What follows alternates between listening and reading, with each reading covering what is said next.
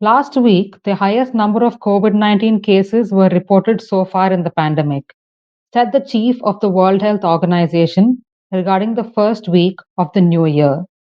In the same period, India witnessed a six-fold rise in the COVID 19 cases compared to the previous week. The steep rise in cases was primarily due to the case surge in urban centers. Chennai recorded more than 17,000 infections in 1 week. It is a 350% increase compared to the previous week. The city recorded more than 6,000 fresh cases on January 9th. The number was only around 850 a week ago on January 3rd. This 50% of what Tamil Nadu logged. In the same period, the fresh case count shot up from over 1,700 to nearly 12,900 in the state. Simultaneously, the active cases in the state rose from more than 10,300 to over 51,300, while the test positivity rate rose from 1.4 to 7.9 in a matter of 7 days. The R naught, or the average number of people every COVID positive person infects, is 4 in India. Experts say that for the daily infections and fresh cases to come down, the effective R must go below 1. All this data points to only one thing: an enormous speed in the spread of COVID 19 infection. Former Tamil Nadu Director of Public Health, Dr. Kolandesamy, explained about the spread of the disease at the present stage. During the first wave and during the second wave, we have seen the time duration. There is a gap between the waves in one country and another country. So it all happened in China. Then subsequently we have seen in Europe, UK, and Americas. So then followed by it happened in Maharashtra, Delhi, and Tamil Nadu, Kerala. Then the same way the second wave. So now also the same way. So what is happening in Americas, in Europe for the past 1 or 2 months is now happening in India. So the epidemic, the third wave, is in different phases in different parts of the world. And even if we take India, it is in different phases. In Tamil Nadu, usually the Chennai and then other major cities like Coimbatore, Madurai, Tirunelveli, this way the pandemic progresses from one place to other place. So now here the current reason for the third wave. So the Omicron, which is a variant of the SARS-CoV-2, that is the COVID-19 virus, the infectivity of this particular variant is very high, 5 to 10 times higher than the other variants of the COVID-19. So the reason is it multiplies more in the upper respiratory tract and including the throat. So the viral load and the virus, which is during cough or talking or speaking. So the virus, the quantity of virus which is spreading through the air, and also reason why the infectivity is very high. So and also the infection, the people who had been infected by COVID-19 earlier, and those people who had been vaccinated with the 2 doses, so the reinfection and breakthrough infection occurs in these people. But among these people, this Omicron is it appears to be very, very mild. But at the same time, the people who have not been immunized are partially immunized. They received the first dose, not received the second dose, received not at all immunized with at least 1 dose. So these category of the people, and particularly 50 plus and with the comorbid conditions, severe comorbid conditions, they are at a particular risk. Such people will be the most affected people during the third wave when compared to the other category of the people. The numbers we can divide into 2 categories. One is the severe category and mild category. As we have already explained, the milder form will be among the vaccinated people and COVID-19 recovered people. the severe form will be 50 plus with the comorbid conditions. So the hospital will be full of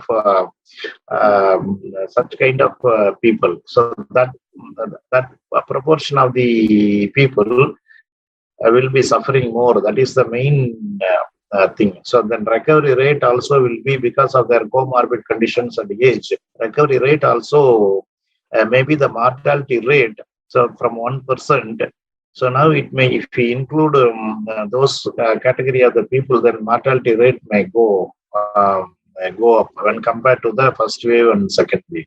So that is the real challenge that we will be facing during the third wave.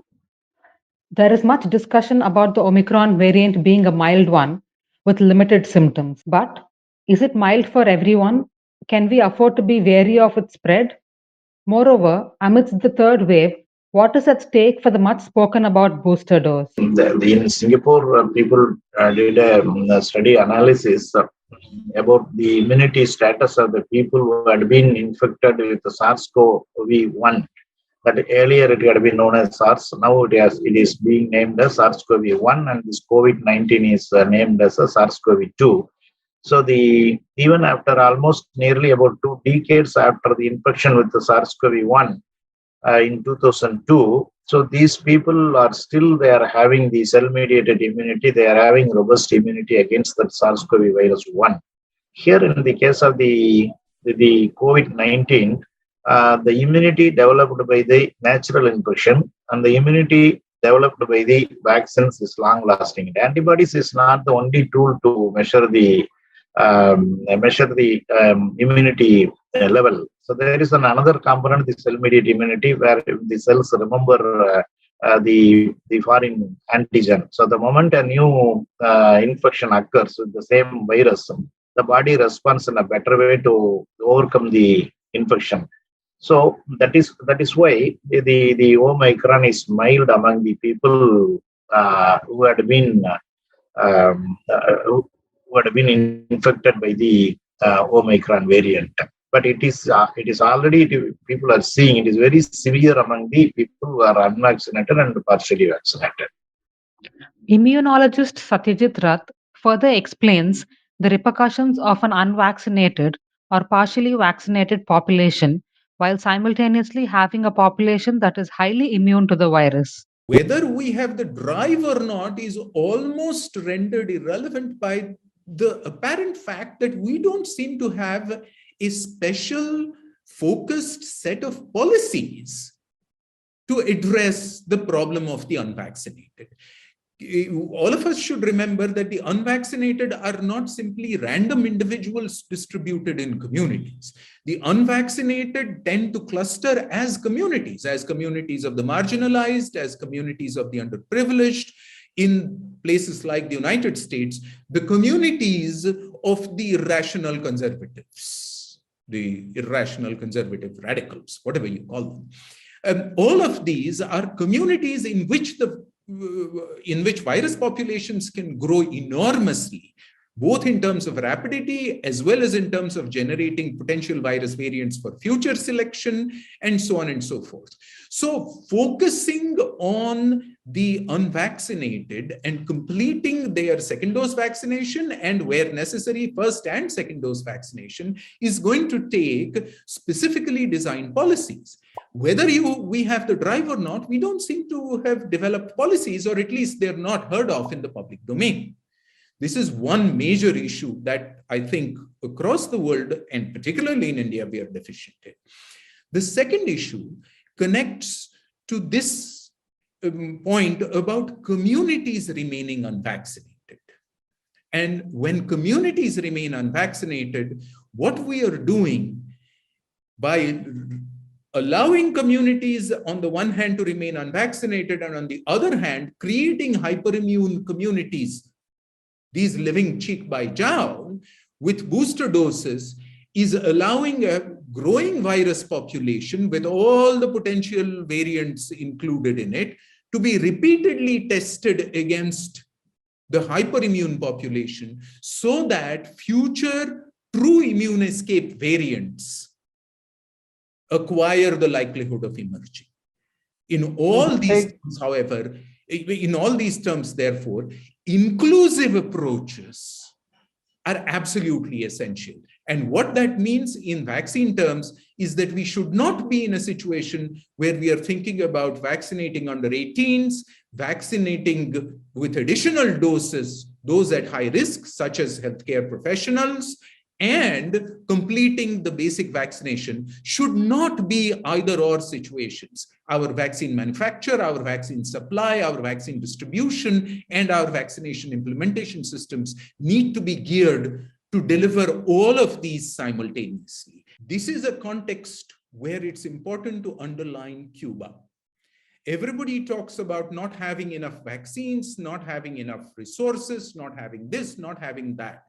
Cuba has fully vaccinated more than 80% of its population, including children, with homegrown vaccines. And the major distinction is not that vaccines were invented or designed in public sector research organizations. That is true the world over. The major difference is that Cuba provided public sector manufacturing seamlessly connected to vaccine development to make, deliver, and implement vaccination campaigns on scale.